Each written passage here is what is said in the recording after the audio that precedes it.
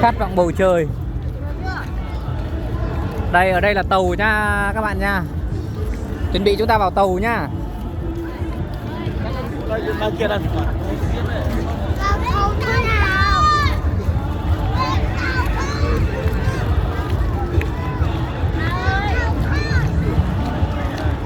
Tàu đường sắt nha.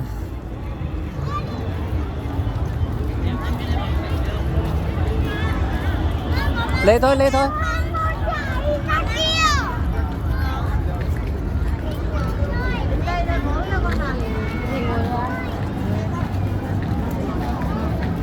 Lên đi, lên đi. Lên cùng nhau một lượt anh được ơi. Từ. Để con lên trước đi, lên trước đi. Lên thật luôn sao? Đi luôn, mình đi luôn đấy. Vào đi. Các con chưa đi. Đi vào, đi vào. Các con chưa đi tàu bữa đúng không? Đây là vào tàu nha. Vào đây cho các bạn nhỏ ai chưa đi tàu thì chúng ta sẽ vào bên trong này chúng ta tham quan nha. Ôi vào trong đây mát thế. Ôi đây có cả quầy lễ tân luôn này. Đây có cả cô lái tàu. Đây không có chỗ đi vệ sinh đâu con. Có chỗ đi vệ sinh không? Không có. Ôi đây là tàu hạng thương gia rồi. Tàu này là tàu xịn rồi. Đấy, tàu này con. Các con cảm nhận tàu này có đẹp không? Có. Ôi giời, có thích đi tàu không? Có. Đấy. Đi tàu đi. Đi tàu nhá. Đi chứ sao nào đi. Sao nó không đi tí đâu đi. Tí đi nhá. Chuẩn bị để ta đi nhá. Mẹ ăn dưới. Mẹ đây.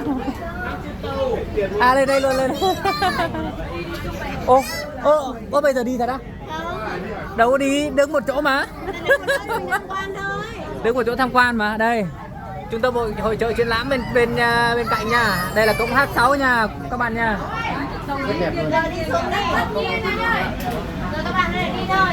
Rồi ta đi ra ngoài đi, Tham quan là cái tàu này nó giống như cái tàu bình thường mọi người chạy đấy.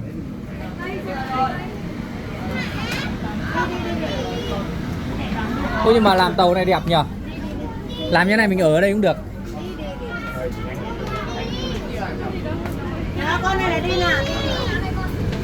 Ngày xưa là mình cũng đi tàu rồi nhưng mà đi tàu đều thôi các bạn ạ.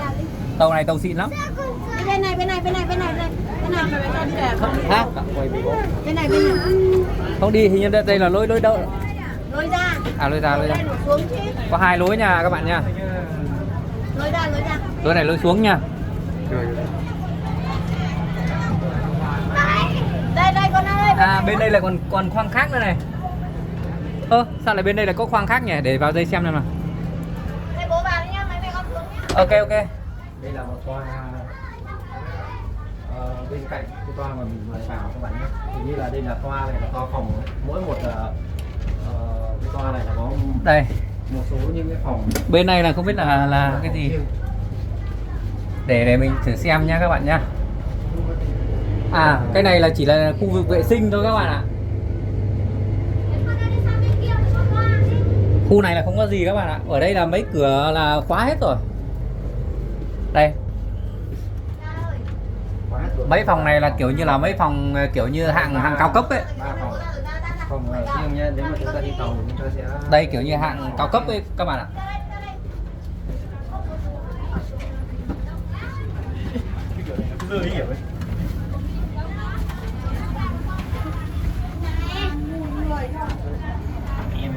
Đây là bên toa giường nằm. Đây không có gì cả. Rồi đi ra đi, hướng đi. Toa giường nằm có đây thôi. Đây là Nào đi xuống đi con. Hết rồi nha các bạn nha. Tí ra khu vực quân sự mình sẽ quay tiếp nha.